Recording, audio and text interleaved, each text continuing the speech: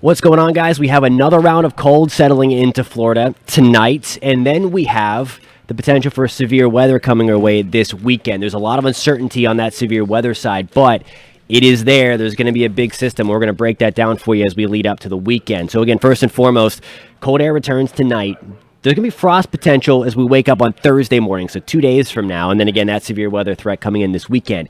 Before we get into the video, if you want to stay updated on all things weather in Florida, you have come to the right place. Hit that subscribe button. If you happen to find this content helpful, give it a thumbs up. It's a small ask, but it really does help us out a lot, so I would appreciate it if you hit that thumbs up button.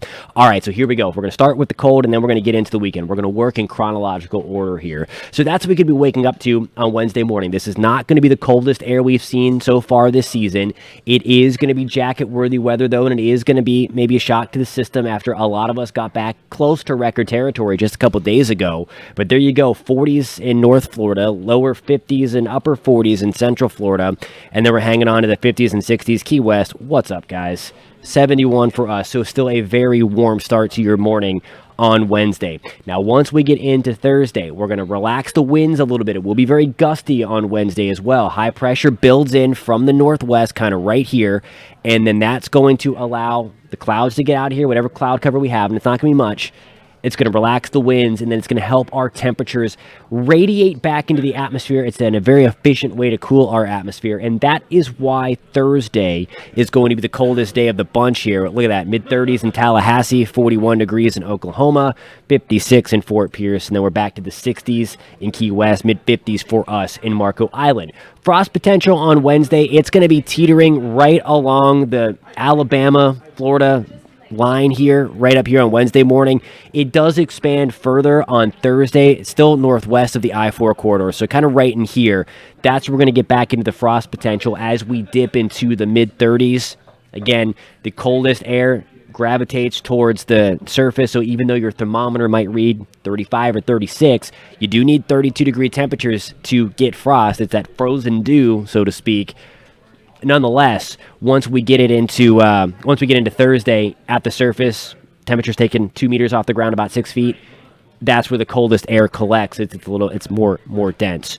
All right, we're gonna rapid fire right on into the weekend. So here we go, Friday 11 o'clock, and I want to show you how this storm comes together. I think we're doing pretty okay over the next couple of days. There's Saturday, 8 o'clock in the morning. Here's our area of low pressure. Watch what happens, though, as we move later on into Saturday night. There's 10 o'clock, big area of low pressure trekking up the Mississippi River, and then its extended cold front slides right on through. So we're looking at Sunday afternoon for the potential for severe weather. The one thing it looks like we're going to have is the jet stream dynamics. This is one of the calling cards of El Nino. We keep on talking about that on this channel, that with extra wind shear involved, we have a higher than normal shot for severe weather. So I do want to kind of play that out here real quick, and we're going to go into more detail as things become a little more clear. The GFS is what I'm showing you now. It's the weaker solution, but still, it has a negatively tilted trough. The trough is oriented northwest to southeast. It's what helps to create the bigger systems, the larger differences in temperature. But as we move into the afternoon, again, the European is a lot stronger. It's a lot more bullish on there, and that has our attention for sure. It shows, let me pull that up for you right now. And it shows this kind of bowling ball thing right across the deep south. And you see these arrows here. Let me bring out my line again, just kind of blasting through. If we can get enough moisture to return beyond this cold front we're going to be dealing with over the next couple of days, we could be set up for a pretty significant severe weather threat, especially in North Florida and parts of the southeast corner. It's still unclear because we need to have pieces of this storm come together, but it's enough